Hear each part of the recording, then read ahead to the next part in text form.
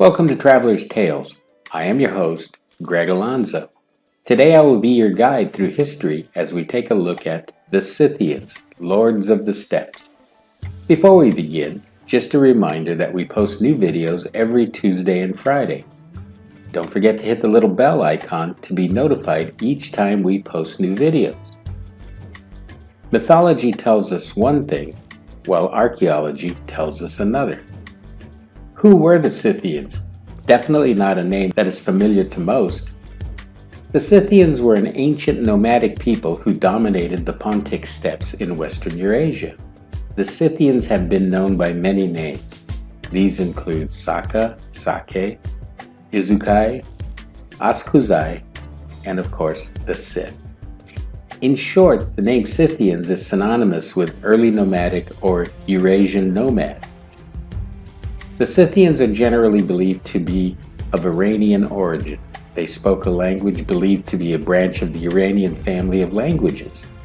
As for religion, they practice a variant of ancient Iranian religion. What makes the Scythians unique is that it is believed that they were among the earliest peoples to master mounted warfare. Initially, the Pontic steppes were dominated by the Cimmerians until they were pushed out by the Scythians in the 8th century before the Common Era. During this time, the Scythians came to dominate the entire Eurasian steppes, from the Carpathian Mountains in the west to the Ordos Plateau in the east, creating what has been called the First Central Asian Nomadic Empire. Based in what is modern-day Ukraine and southern Russia, in the latter region, the Scythians were known as the Skaloti and led by a nomadic warrior aristocracy known to us as the Royal Scythians. In the 7th century before the Common Era, the Scythians crossed the Caucasus Mountains and frequently raided the Middle East along with the Cimmerians. This led to them playing an important political role throughout the region. Over time, the Scythians and the Sarmatians, a related Iranian people from the east, were assimilated by the Goths and the early Slavs.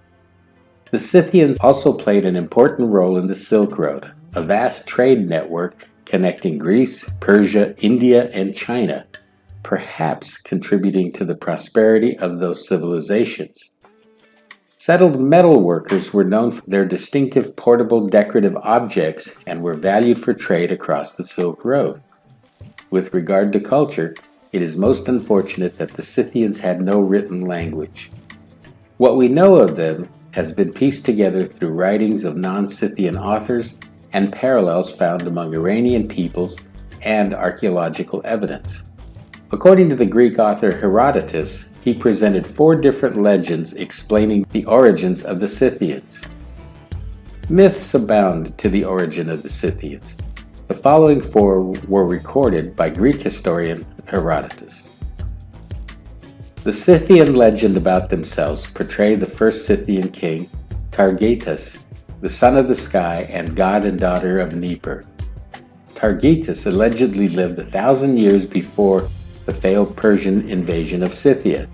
Targetus had 4 sons that fell from the sky with golden implements: a plow, a yoke, a cup, and a battle axe. Only the youngest son succeeded in touching the golden implements without them bursting into flame, and his sons were called Royal Scythians.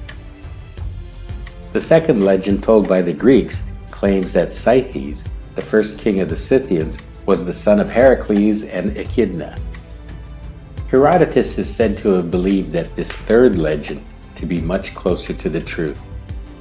He believed that the Scythians came from a more southern part of Central Asia, until a war broke out with the Massagetai, a powerful tribe of steppe nomads who lived northeast of Persia, who forced the Scythians westward. Herodotus naked claimed that another Greek author, Aristeas, believed that the Scythians originally lived south of the Rhipaean Mountains, until they were driven out of their homeland by the mighty Asadonis tribe. This brings us to the end of Part 1, The Scythians, Lords of the Steppes. Thank you for joining us for this edition of Traveler's Tales. As a reminder, we post new videos every Tuesday and Friday. Don't forget to hit the little bell icon to be notified each time we post new videos. For your convenience, we have also posted our email address and Instagram information. If you haven't done so already, please like and subscribe to Traveler's Tales. This really is the best way to help our channel grow. Traveler's Tales will return with Part 2, The Scythians, Lords of the Steppes. Until we meet again at the crossroads of folklore and history, Kartistos.